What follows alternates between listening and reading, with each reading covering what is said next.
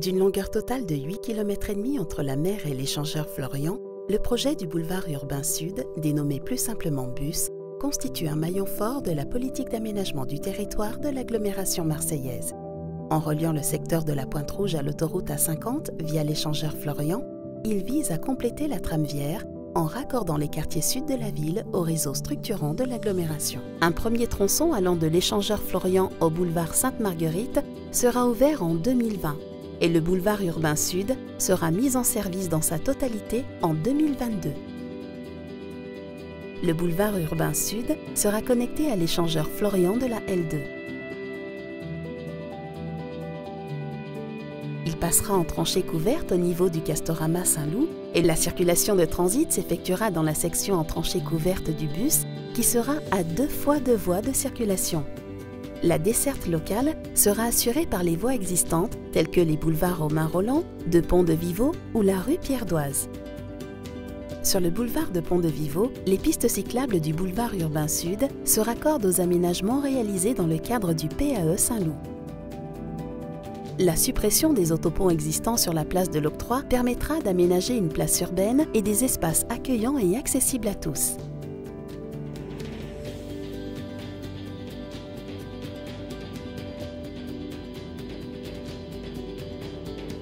La séquence enterrée du bus s'étire sur une longueur d'environ 850 mètres avec une alternance de 3 tranchées couvertes et de 2 sections en plein air recouvertes de paralunes.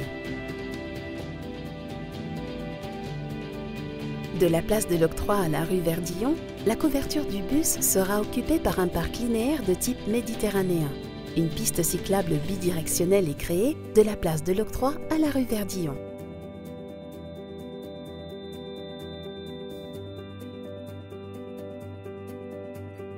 À partir de la rue Verdillon, le bus rejoint la voirie de surface.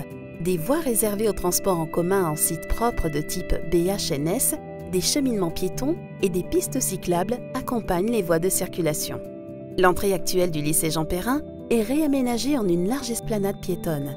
La desserte du lycée Jean Perrin est spécifiquement assurée grâce à la création d'une voie d'insertion vers le sud depuis la rue Verdillon. Des places de parking sont aménagées le long de cette voie et permettent de desservir directement l'équipement scolaire.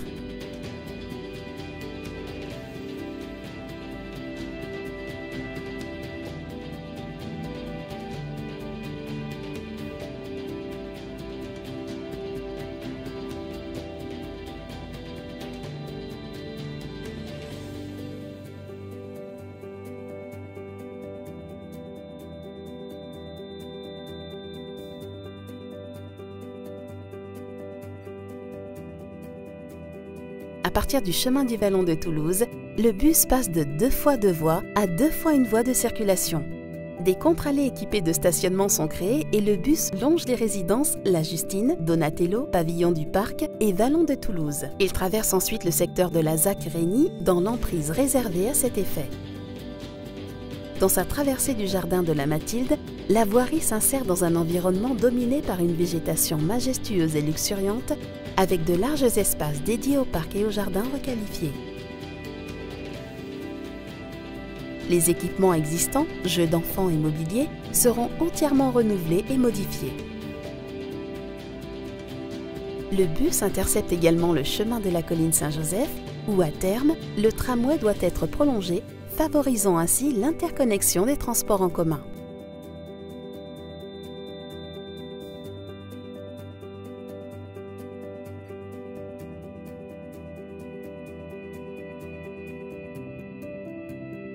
Au croisement du bus et de l'avenue du Maréchal de Lattre de Tassigny, une place à feu est aménagée et permet de gérer les importants flux routiers.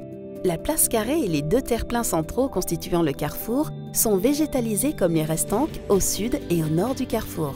De cette façon, un grand jardin planté de pins et d'agaves dans lesquels les reliefs sont gérés sous forme de terrasses est créé.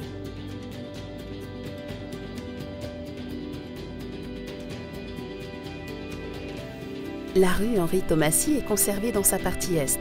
Son intersection avec le bus est reportée plus au sud.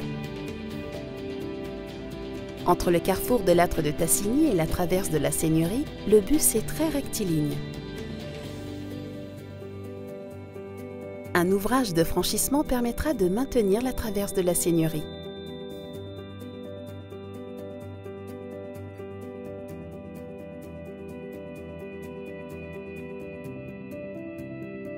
Le boulevard urbain sud croise le chemin de Morgiou.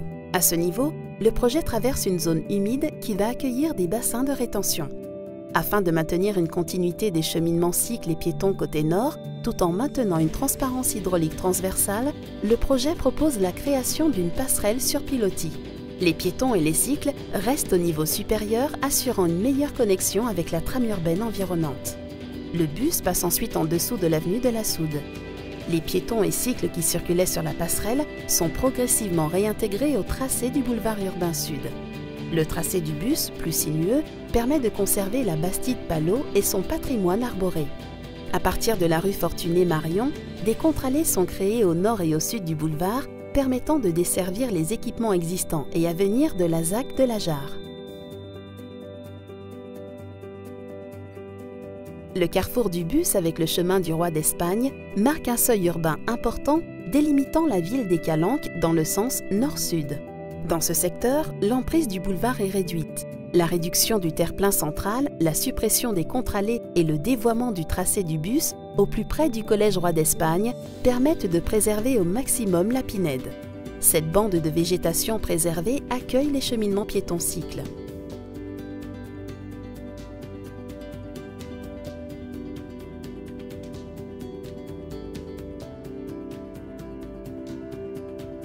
Le bus descend en légère pente dans la pinède du Roi d'Espagne.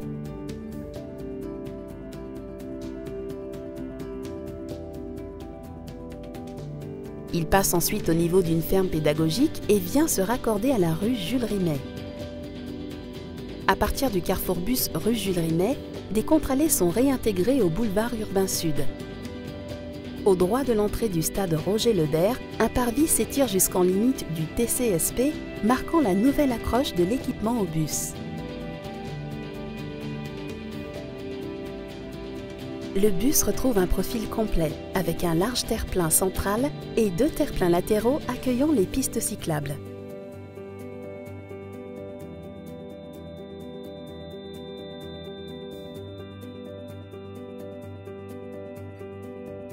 De chaque côté, les contre-allées sont traitées en zone 30. Du stationnement est organisé le long des contre-allées.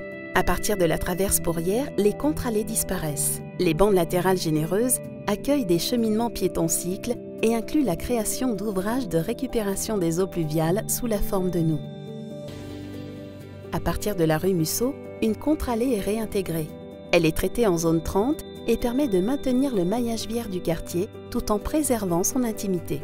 L'emprise du boulevard s'agrandit en plusieurs endroits, absorbant des délaissés fonciers jusqu'en limite de clôture des propriétés. Pour finir, le boulevard urbain sud se raccorde au gératoire Parangon, puis emprunte le boulevard Mireille-Jourdan-Barry sur 560 mètres jusqu'à l'avenue de Montredon.